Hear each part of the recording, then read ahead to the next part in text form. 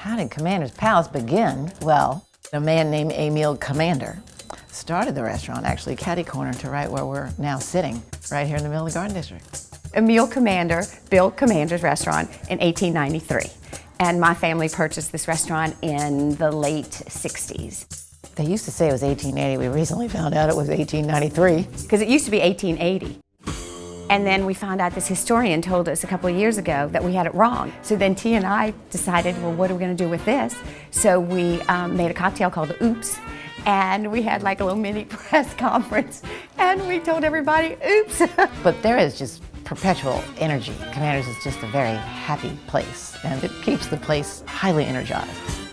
One of the things I love is the fact that I work in a family business. We don't consider ourselves having jobs, we just consider this as our lifestyle. And having your friends and repeat customers or new customers that you get to visit with and continue a friendship with. So this is my home and our home. It feels very embracing, I think, to the people that work here and come here.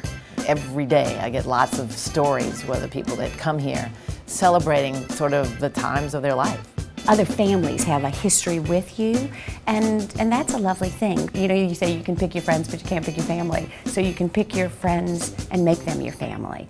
You know, my cousin Lally and I say that we may hold the keys to Commander's Palace, but it belongs to New Orleans. Our locals mean so much to us. Not only are they our friends, but they're our support.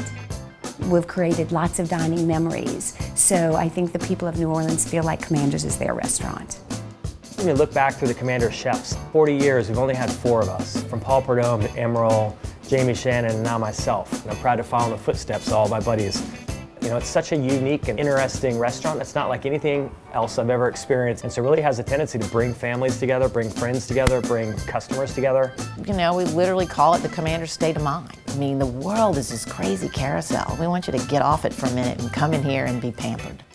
And we take great joy in doing that. Everybody who works here wants to be the best, you know, and they are passionate about what they do. If I could blindfold somebody, I want them to say, yes, I'm eating great Louisiana food.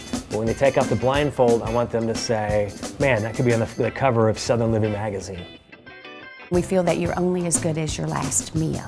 And at the end of the night, when you know you've done a good job, then you can pat yourself on the back and it makes you feel really good. So then you come back the next day going, wow, let's do this again. All those things make it just a joy, and you know you're lucky to be doing what you're doing for a living.